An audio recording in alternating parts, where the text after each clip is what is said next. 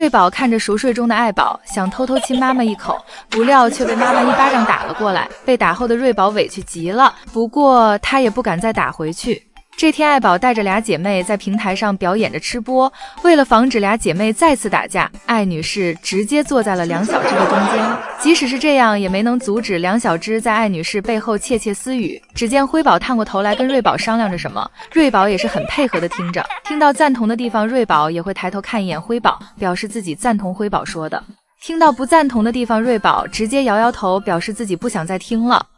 随后便不听辉宝的激情演讲。即使是辉宝把身子探过来，瑞宝也是不再搭理辉宝。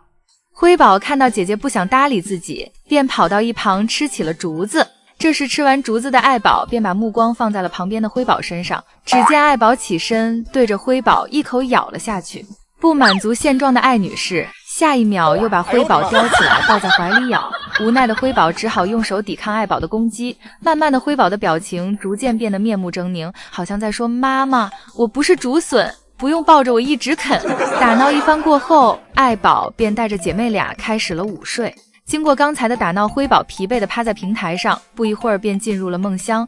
而旁边的瑞宝却怎么也睡不着。只见在爱宝与辉宝熟睡之际，我们瑞宝安静地当起了吃播。播累了的瑞宝准备午睡一会儿，抬头发现自己的妈妈正趴在旁边睡觉。作为妈妈迷的瑞宝看着熟睡中的爱宝，忍不住偷偷亲了妈妈一口。而沉浸在睡梦中的爱宝突然一巴掌打了过来，被打后的瑞宝委屈极了。不过他并没有生妈妈的气，反而伸手轻轻抚摸妈妈，好像在安慰妈妈刚才被自己受到的惊吓。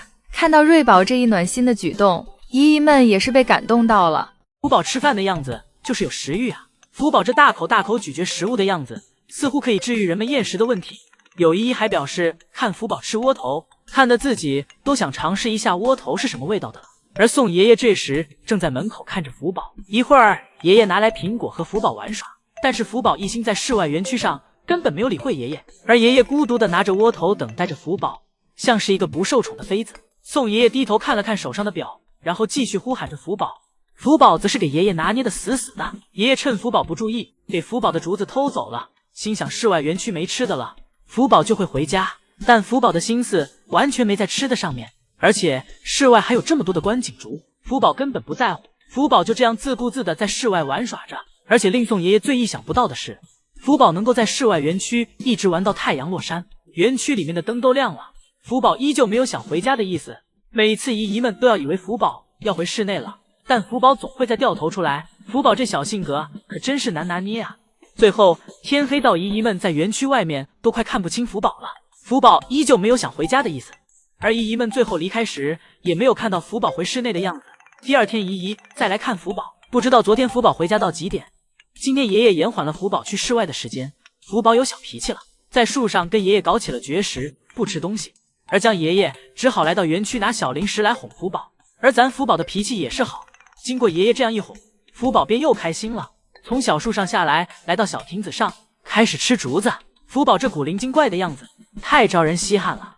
昨天福宝在室外园区玩的不想回家了，爷爷拿来胡萝卜，想用胡萝卜换福宝回去。福宝闻了闻，转头就回去了。看来胡萝卜已经对福宝构成不了诱惑了。福宝闻了闻后，甚至还走到一旁拉了个青团。看样子福宝这是吃饱了。一会儿爷爷又回来了，给福宝叫到门口进行第二次谈判。这次爷爷给福宝带来的是窝头，爷爷蹲在门口想一点一点引福宝过去，但依旧失败了。昨天天比较冷，福宝哈出来的气都能看见了，宋爷爷只能再想其他办法。第二次宋爷爷拿来了小苹果，看宋爷爷冻得应该是没穿秋裤，宋爷爷给自己挪到房间里面，这或许是宋爷爷最后的倔强。这一次苹果对福宝产生了诱惑，福宝走上前去吃爷爷手里的苹果，吃完苹果福宝又掉头回去了。或许福宝太久没出来比较兴奋，也可能是因为福宝根本感觉不到冷，反而还感觉这个温度比较舒服。福宝一直在外面玩到天黑。除此之外，依依昨天细数，福宝昨天在园区一共观察了4次围栏里面的观景竹，看样子福宝这是又在给自己探路了，想必用不了多久福宝就会再次出手的。而今天上午依依去看福宝时，遇到了福宝在梦里吃好吃的样子，福宝不断舔着小舌头，不知道在梦里是吃的竹笋还是小苹果。福宝园区这点雪少的像是哪个爷爷给园区里撒了2袋子糖粉，虽然学少，但福宝却玩得乐此不疲。福宝简直太爱了。对福宝来说，血无关多少，自己尽兴就好。福宝这个忘我的样子，像是猫遇到了猫薄荷一样。不过天气比较冷，爷爷没有让福宝在外面玩太久，很快便让其回室内了。而依依重新排队回来，刚好遇到福宝从房间休息完出来。福宝从房间出来后，便直接来到了小亭子上，拿起了爷爷准备的窝头便开吃，一口窝头咬下去，福宝开心的仰起头，慢慢的咀嚼，细细的品味，这小表情既可爱又让人觉得古灵精怪的。而乐宝这里这2天总是对园区的观景竹跃跃欲试，爷爷们表示也没办法，本以为福宝园区的竹子会先被薅光，但爷爷前几天没让福宝出门，乐宝这进度一下就追上来了。乐宝还得意的来到了自己的通道门口，在通道门口前给自己气味加重了一些，看样子乐宝是对自己的园区很满意，表示这里是自己的领地，别的大熊猫不能进来。而这天依依在看完福宝后，还去听了一场江爷爷的讲座，江爷爷依旧很热情，而且包袱不断。依依表示这1个小时的讲座气氛超棒。依依之前问宋爷爷和江爷爷怎么不来一个脱口秀，没想到今天真的来了。今天江爷爷和宋爷爷以非常幽默的形式分享了自己从业饲养员这数年来的经历。宋爷爷首先开场，宋爷爷表示自己曾负责过黑猩猩，自己拥有着21年的繁育经验。在饲养大熊猫之前，宋爷爷还表示曾饲养过我国的金丝猴，同样也为金丝猴进行过繁殖，并取得了成功。而在饲养猩猩时，宋爷爷还留过胡子。宋爷爷表示这都是 PS 的，让大家不要相信。在说宝家时，宋爷爷频频提到福宝一家带给了自己多少的爱与能力，而相对的，爷爷也为福宝一家带去了许多的关心与热爱。当宋爷爷最后说到马上要与福宝分别的事情时，宋爷爷表示这种感觉就像是被人揍了一样。宋爷爷为江爷爷做了暖场，一会儿江爷爷上来时，欢呼声更热烈了。江爷爷上来先是给大家分享了一下自己口袋里面有什么，里面有自己的工作证，还有福宝以及爱宝和乐宝的工作证。江爷爷强调里面没有瑞宝和辉宝的，因为瑞宝和辉宝现在还是实习生。江爷爷感叹道，福宝一家带给自己的幸福是无法言喻的。江爷爷讲述了爱宝和乐宝的恋爱。要知道韩国只有爱宝和乐宝2只大熊猫，如果爱宝和乐宝当时无法进行恋爱繁殖的话，那也就意味着韩国将不会创造繁殖大熊猫的记录。江爷爷感叹道，可能是因为爱宝和乐宝是天作之合。之后在问答环节时，有观众问江爷爷，大家都知道福宝在爷爷心中是第1重要的，那第2重要是谁？想必江爷爷打死都没有想到会有人问这个问题。江爷爷没有做直接回答，而是打开手机，手机壁纸是乐宝的照片。江爷爷表示乐宝一直都占据自己手机的一席地位，自己都是在努力进行平等对待。而爷爷还补充道，第2个问题，观众问江爷爷吃过福宝的竹笋没有？江爷爷表示动物们吃的东西自己都体验过，但是在养老虎时没有去吃过生鸡，但福宝的竹笋自己是吃过的，而且对其进行一下加工，味道还是蛮不错的。今天韩国下大雨了，而且还有雷声，这让福宝感觉小吊床上的胡萝卜都不香了。福宝心慌的在园区四处走动，看样子福宝是害怕了，想要躲起来，但福宝在园区转了好几圈，好像都没有找到一个认为安全且合适的地方。福宝就这样反复在园区逛来逛去，从饮水盆走到去往室外的通道门口，然后再走回来。雷雨声让福宝久久不能平息，一观看了5分钟，福宝便一直走了5分钟。依依不禁替福宝埋怨这雨天害得福宝都不能好好吃饭睡觉了。依依觉得此时的福宝有点可怜。一会儿依依重新去排队，等再回来时，福宝还是没有停下来，依旧在园区走动着。不过福宝这一次的状态比上一次也好了许多。上一次福宝在听到冰雹声后，不仅在园区四处跑动，还给自己吓得躲进了观景竹林里藏了起来。当时爷爷一边夸福宝做得很棒，表示福宝知道有危险让自己藏起来，但是同时爷爷也害怕福宝在观景竹林里弄伤自己。而这次福宝只是在园区四处跑动，没有做出一些出格的行为。正熙阿姨和福宝的帅气男饲养员正在为福宝收拾园区，福宝刚才给竹子吃了满满的一地，两人清理起来多少有点费力。男饲养员先给小亭子上的竹子扛走，而盛熙阿姨将地上的竹子收拾到一起，然后直接将其背起，然后扛走。而福宝的小哥哥则为盛熙阿姨做善后工作，将最后散落在地的几根竹子带走。饲养员们都离开后，福宝走了进来。福宝来到园区后，发现了盛熙阿姨和小哥哥的气味，仔细的观察一圈，确认是熟悉的气味且没有危险后，福宝来到了小亭子上。福宝在小亭子上再次进行了确认，二次确认没有危险后，福宝坐在小亭子上，将盛熙阿姨放置的窝头从竹子堆里找了出来，然后开始享用自己的午餐。当福宝遇到大块窝头时，会对其大口大口的吃掉，而当遇到小块窝头时，福宝会一点一点的细细品味。福宝吃饭的小细节给食物的味道拿捏的死死的，既懂得大快朵颐，又懂得细嚼慢咽，简直比一个3岁的人类小孩还要懂事。福宝在小亭子上将窝头吃完后，去到小亭子一旁玩耍。福宝闻了闻小树开的鲜花的花香，又抬头看了看周围以及天空。福宝有点无聊了，不知道该玩点什么。一会观看时间到了，姨姨重新去排队。昨天是个下雨天，不过依旧有许多姨姨来看福宝。喜欢福宝的热情不是天气能够阻挡的。等依依回来时，福宝来到了树上休息。看来福宝和人类一样，无聊的时候都选择用睡觉来打发时间。辉宝真是可爱，爷爷一叫辉宝就倒。爷爷表示辉宝摔到了妈妈的屁股下面，辉宝如果不快点坐起来的话，可能会被妈妈压扁。这给辉宝吓得立马起身爬了起来。一会儿到了2只熊猫宝宝的吃饭时间，辉宝和瑞宝趴在妈妈的肚子上吃着奶。此时爱宝的肚子就像是辉宝和瑞宝的小餐桌，辉宝吃奶很是安静，像是睡着了一样，而瑞宝吃饭则是东倒西歪的挑选着吃。瑞宝和辉宝吃着吃着，忽然听到了一声巨响，是爱宝放屁了。瑞宝似乎听到了这个奇怪的声音，或者闻到什么气味，抬起头询问妈妈怎么回事。瑞宝好像被妈妈的屁熏晕了，而紧接着辉宝也不吃了。爱宝有点尴尬，不想给辉宝和瑞宝喂奶了，走到一旁去睡觉。辉宝很懂事，没有去给妈妈添乱，而瑞宝没有眼力劲儿的往妈妈身边爬去，直接爬到了妈妈的身上，给妈妈压在了身下。爷爷在一旁对瑞宝说，让瑞宝乖一点，让妈妈好好休息一下。而辉宝为了让妈妈好好休息，给姐姐压到身下，就给其揍了一顿，表示让姐姐懂点事儿，乖一点。宋爷爷看瑞宝和辉宝刚才没有吃饱，便又拿来奶粉给辉宝喂食。辉宝吃完奶后不想抬头，像是要给盆里的奶全部舔干净，一滴也不想浪费。一会儿到瑞宝吃奶了，瑞宝没有了刚才吃妈妈奶水时的调皮，而是一直埋头炫奶，一直没有抬头。爷爷夸瑞宝的眼睛天真无邪，很漂亮。而现在辉宝和瑞宝这个状态，想必已经可以去室外玩耍了吧。姨姨们都开始期待，爷爷们手忙脚乱收熊的样子了。宝正在偷偷体验福宝姐姐的体检台，不知道此时的福宝知不知道这个问题。大家不用担心，爷爷是征得了福宝的同意的。早上爷爷来给福宝测量体温以及投喂每日的小苹果，以此来补充福宝所需的维生素。爷爷问福宝把体检用的检测台借给妹妹们用一下好不好？福宝点头答应，表示让爷爷随便用。福宝作为宝家的大姐，属实很有格局。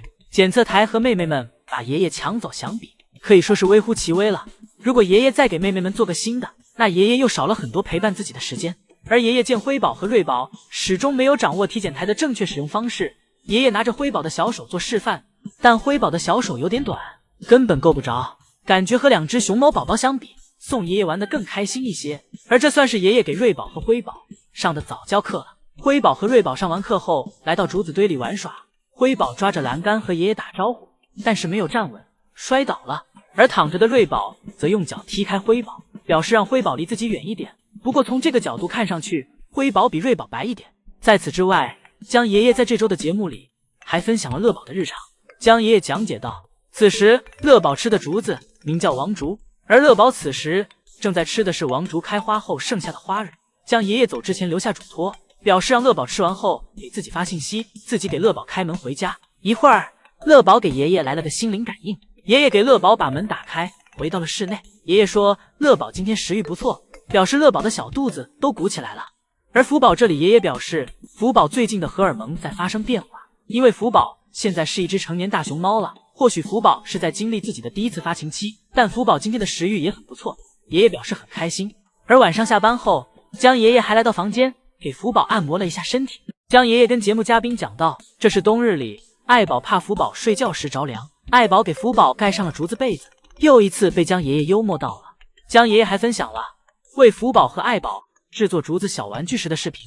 江爷爷将数个皮球擦拭干净，然后给福宝带到了园区，为福宝的园区进行布置。而爷爷们似乎很喜欢竹子风铃的寓意，而对于竹子风铃，福宝真是从小玩到大，除了小玩具以外，江爷爷还为福宝一家栽种了许多的油菜花。而种植油菜花的原因是因为之前江爷爷在中国的那段时间，在我国遇到过一片油菜花花地，江爷爷感觉很漂亮，便想着等福宝一家到了韩国时也能看到这样的美景。而现在有2个爷爷参加的韩国节目，最后都离不开和福宝说再见。而在这次节目中，当江爷爷读到为福宝离别时写的信后，眼里又止不住流出泪来。而在旁边的主持人听了爷爷的读信后，也感同身受的流下泪来。不过这一次，姨姨们不仅为福宝的离开而难过，同时也同情2个爷爷，想必也是节目为了流量而故意所营造的氛围。毕竟谁会没事儿老掀自己的伤疤给别人看？有发现爷爷们现在哄福宝回家用的小零食都换成了小苹果，因为现在胡萝卜和窝头福宝看了头都不带回的，所以爷爷也不再尝试，直接用小苹果来哄福宝。别说小苹果还真好用，福宝见了小苹果都走不动道儿。宋爷爷一点一点给福宝哄进通道门口，然后慢慢给门关上。而福宝也很聪明，不拿到爷爷的小苹果，绝对不让门全关上，而是给其挡着，等吃到小苹果后才会往室内园区走去。宋爷爷率先来到了园区，宋爷爷站在了福宝的小亭子上，呼喊着福宝，让福宝过来吃竹子。最近福宝的青春期到了，时常没有胃口，总是喜欢玩。爷爷们为了福宝的进食问题，也是每天忧心忡忡的。宋爷爷看到福宝向自己慢慢走来，便离开园区，让福宝自己在园区玩耍。但小亭子上的窝头和胡萝卜，福宝依旧没动，而是继续在园区跑来跑去，四处玩耍着。而爷爷看福宝没有胃口，便想着让福宝回室内休息一会儿，给福宝把门打开了。等福宝再次出来时，刚好遇到爷爷给自己换完竹子。福宝来到自己的小亭子上，开始进食。之前姨姨们每次排队看到的都是福宝在吃饭，亦或是在睡觉的样子，而在这个季节，福宝吃饭的样子变少了，多的是在园区玩耍。福宝吃完竹子后，来到小树上睡觉。福宝给自己挠着小眼睛，这小动作可爱坏了。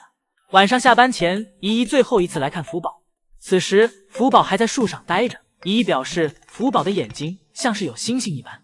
第二天，姨姨再来看福宝，同样的福宝走到通道门口，但是不想进去，又掉头回来了。而今天成了江爷爷值班，江爷爷钻到福宝的通道门口里，在里面放了小零食，想着这样福宝能被引诱进去。但是福宝压根儿没往通道门口里去看，不过园区的其他地方倒是逛遍了。江爷爷惆怅的腮都鼓起来了，但福宝依旧是自己玩自己的，还给饮水盆踩了一脚。江爷爷反反复复的叫福宝回家，但福宝始终是视若无睹。江爷爷又给通道门里的小零食调整了一下位置，然后继续尝试呼喊福宝。福宝这次走进通道门口后，再一次掉头出来，但爷爷也没办法，自己的宝贝孙女只能宠着。直到最后天渐渐黑下来了，福宝这才走回了室内园区。而通道门口的竹子是江爷爷做的最后的努力。福宝回到室内园区后，江爷爷拿出手机对福宝进行着拍照记录。虽然福宝很调皮，但爷爷依旧觉得福宝这个样子很可爱，甚至还觉得是自己照顾的不到位。此时爷爷拿来窝头想让福宝回家，但福宝知道回家意味着什么，而福宝就这样和爷爷保持着安全距离。但宋爷爷想用窝头吸引福宝靠前，但聪明的福宝根本不上当，因为福宝知道只要自己不回去，爷爷就会一直给自己送好吃的过来，而自己回去了，爷爷就不会再给自己源源不断的送好吃的了。宋爷爷拿着窝头尝试喂哺，也不好意思再将窝头原封不动的带回去，便将整块窝头都给福宝了。福宝很开心，而宋爷爷此时显得有点可怜。福宝的下班时间越来越不受爷爷们管控了，现在要全看福宝的心情了。福宝好奇自己的小泳池为什么没水了，福宝潜意识地对着泳池舔了舔，而韩国的姨姨好奇地问爷爷是不是在泳池里涂了蜂蜜。而就在今天白天时，爷爷给乐宝带来了一个硕大的礼物，是一根比宋爷爷还要高2倍的大竹子。谁也不要再说乐宝是便宜女婿了，因为这个礼物是宝家其他成员没有的。这次乐宝可以吹好久了。一会儿乐宝来到园区后，一眼便望到了奶爸给自己准备的礼物，其他的都不想吃了。乐宝吃着竹子，表示今天的午饭这一根竹子便足够了。下午姨姨吃完饭再来到园区时，此时福宝正从树上醒来。福宝伸着自己的大长腿，慢慢的从树上下来，来到了小亭子上。福宝闻了闻小亭子上的竹子，但是没有什么食欲。试问福宝这青春期什么时候才能过去啊？石瑞宝睡在角落，爱宝睡在中间，而辉宝今天则是拿到了大女主的剧本，占据房间的 C 位，可可爱爱的嚼着竹子。下午爷爷来到501房间，此时的瑞宝和辉宝黑得像是一个煤球一样，和爱宝身上的颜色有着明显的色差。瑞宝和辉宝和福宝小时候一样不爱干净。爷爷问爱宝，可以给瑞宝和辉宝管理的干净一点吗？不要独自美丽，在女儿的美貌上也多花点心思。一会儿将爷爷拿来工具，为瑞宝和辉宝打扫房间。此时瑞宝正用小鼻子努力闻气味。爷爷说，辉宝这是个正在认识设备的实习生，但由于瑞宝和辉宝现在是实习阶段，还无法上手工作，所以爷爷便将工具拿开了。一会儿拖完地，爷爷拿来毛巾擦地，顺便让瑞宝和辉宝体验了一下爷爷排拖拉机。辉宝玩了一次便去到了一旁玩耍，而瑞宝则越玩越上瘾。调皮熊此时变成了扫地机器熊。下午爷爷来给瑞宝和辉宝喂饭，瑞宝率先吃完，爷爷先给瑞宝擦了下嘴，给瑞宝擦完后接着轮着辉宝。而瑞宝在妹妹擦嘴时，看到妹妹碗里还有点没喝干净，便打算为妹妹清理干净。这给爷爷忙得手忙脚乱的，给爷爷搞得一时都不知道自己到底干什么好了。天乐宝解锁了一个新技能，旋转式挠痒。而看到每天乐宝这开朗的样子，我才明白，原来乐宝的精神状态领先我10几年。每天无忧无虑的状态，吃了睡，睡了吃，什么烦心事情都没有，而且还拥有3个孩子，孩子也不用自己带，有自己的妻子负责照顾着，而自己每天只需要在自己这几百平的园区里快乐的活着就行了。每天都有人专门送饭，而且自己的房间也不用自己收拾，每天都有人固定时间为其打扫。活着就2个字，享受。乐宝吃着吃着竹子就躺了下来，直到给竹子吃到给自己盖满全身时，乐宝这边也吃饱了。接下来起身给自己坐久了的身体活动了一下，然后将腿踩在小亭子的护栏上，翘起尾巴开始释放自己。释放完后躺下睡觉休息。乐宝还伸出小脚和姨姨们打了个招呼，这是在和姨姨们说午安。一会儿姨姨的时间到了，重新去排队。这次姨姨排队排了1个小时左右，等回来时乐宝已经睡醒了，此时正在树上给自己挠痒。而园区的通道门这时也打开了，乐宝的下班时间到了。乐宝让奶爸稍微等一下，自己的小脸有点痒，需要先挠挠。等乐宝给自己挠完痒，从树上下来，便直接走向了通道门口。但乐宝并没有直接回家，而是先在园区给自己释放了一下。乐宝从来不带着青团回家，这也是乐宝被称为宝家最爱干净的大熊猫原因之一。今天福宝的下班点到了，但福宝还不想回家，江爷爷只好来到园区哄福宝下班，直到看到福宝走进通道门后，爷爷才离开。一会儿福宝回家后，爷爷跟着福宝来到房间，问福宝今天累不累，表示福宝今天辛苦了。福宝吃着美味的窝头，跟爷爷说，如果再来点小苹果就不辛苦了。第二天爷爷早上天还没亮，依旧是办公室第一个到的人。爷爷将办公室的灯打开，来看看福宝状态如何。此时福宝还没睡醒，福宝这睡姿越来越拟人化了。看完福宝后，爷爷来到乐宝房间，此时乐宝也还没睡醒，乐宝正头顶着青团。爷爷问说好的宝家最爱干净的大熊猫呢？一会儿福宝醒来后，看到爷爷在，便来到爷爷身边，自觉地坐了下来，伸出手等待爷爷给自己体检。将爷爷先是给福宝按摩了一下，让福宝放松放松，然后再开始为福宝做检查，顺便给其投喂每天的小零食。一会儿爷爷对福宝说自己离开一会儿，让福宝等一等自己。福宝则就这样乖乖地坐在栅栏前等待着爷爷，哪也没去。爷爷回来后看到福宝如此乖巧，夸赞福宝长大了，越来越懂事了。一会儿到了福宝的上班时间，爷爷来到园区外面喊福宝出门。今天爷爷先让福宝来到室外园区呼吸了一下新鲜空气，将福宝的早餐安排到了室外。而隔壁的乐宝今天也和福宝一样，都是在室外园区吃早餐。爷爷发现乐宝园区今天又有哥宝来做客了，这个哥宝不知偷吃了多少好吃的，真肥啊！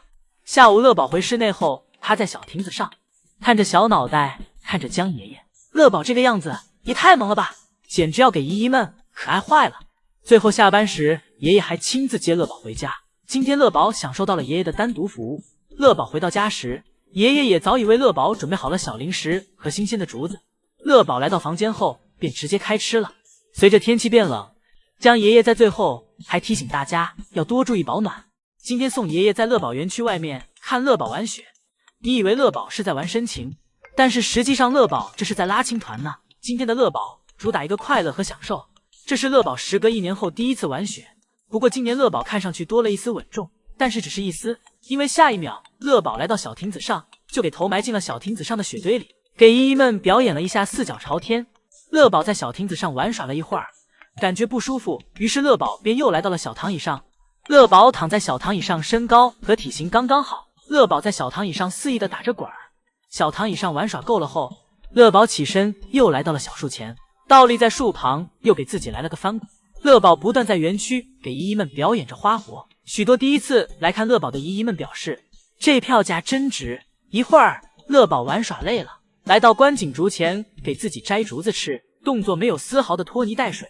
看好竹子后，拉过来就开吃。而在园区外观看的宋爷爷都惊呆了。乐宝玩着玩着，感觉有点冻屁屁，于是坐下来给自己暖和了暖和。而隔壁的福宝此时正在室内玩耍，福宝也想去室外玩耍，但爷爷不让，于是福宝便来到窗前和姨姨们告状。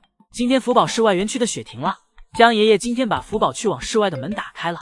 福宝来到室外园区后，正如昨天宋爷爷所预言的，福宝出门就会忘记吃饭，甚至爬树。福宝这次出来后，爷爷的话全在福宝身上应验了。福宝在园区仅存的一点雪上玩耍打滚着，这点雪虽然不多，但也算是福宝今年看的第一场雪。福宝在小亭子上玩耍一会儿后，来到了小瀑布的出水口，检查起了小瀑布。福宝忙碌了一阵，给自己身上裹满了白雪。福宝晃了晃身子，身上的白雪像是糖粉一般满天飞。玩耍完雪后，福宝又盯上园区的观景竹了。不过此时江爷爷正在园区上方，爷爷喊福宝做事要三思，不知是不是福宝真的听懂了，福宝的动作停了下来。而今天姨姨在排队时还偶遇了宋爷爷，宋爷爷和姨姨玩闹，躲闪着姨姨的镜头。再来看看昨天乐宝在雪天时的样子，刚开始雪下的还很小，乐宝坐在小亭子上乖乖的进食着，像是一个娇滴滴的小公主，吃竹子不慌不忙的。但当姨姨去排队再回来时，乐宝便玩嗨了，想让自己身体的每一个部位都回味一下雪的感受，毕竟上一次玩雪已经是1年前了。下一秒，乐宝又乖巧地坐在小亭子上给自己挠起了痒，样子像是一只乖巧的小猫咪，简直不要太可爱。今天宋爷爷又被瑞宝和辉宝搞懵了，对着瑞宝叫辉宝。当宋爷爷看向辉宝时，才发现是自己搞错了。미안해요. 네가 루이바오군요.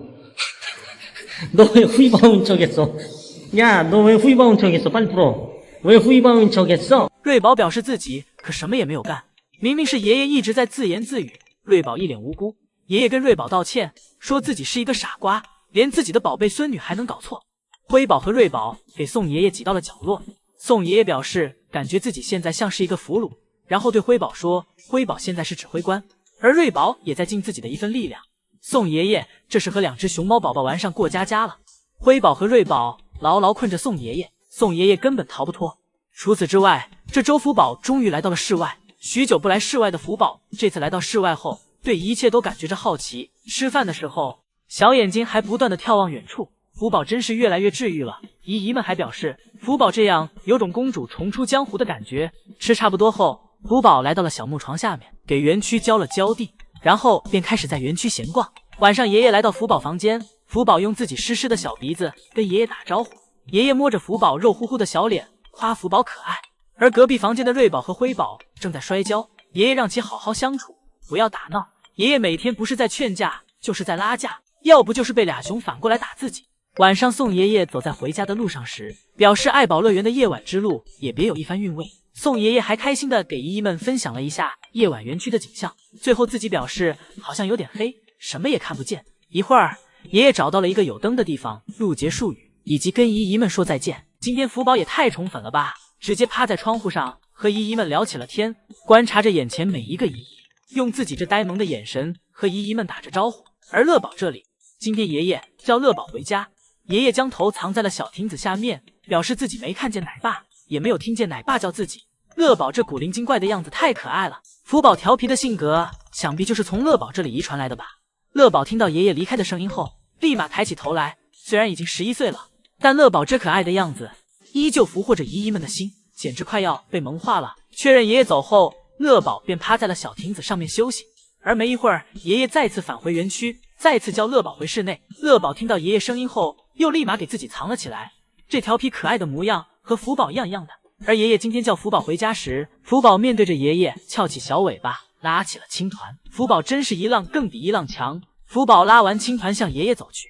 而这时，爷爷蹲在门口，为福宝准备了窝头。福宝乖乖坐在爷爷身前，吃着爷爷的窝头。等窝头吃完后，乖乖跟着爷爷回了家。福宝手握2块窝头，一手一个，福宝脸上满是开心。而福宝手举窝头的样子，既像是炫耀，又是福宝生活安宁的样子。福宝真的被宠得像是一个小公主。今天早上，福宝正惬意的在小树上睡觉。江爷爷这时来到园区，为福宝放置新鲜竹子。江爷爷给竹子分成了2堆，一堆打算给福宝放到树上，而为了让福宝吃得方便，还给福宝的窝头也递了上去。福宝闻到爷爷手中窝头的香味儿，醒了过来。福宝一口咬过爷爷给的大窝头，爷爷让福宝抬抬腿，自己把竹子放好。韩语10级的福宝当然听懂了爷爷的话，懂事的把腿抬了起来。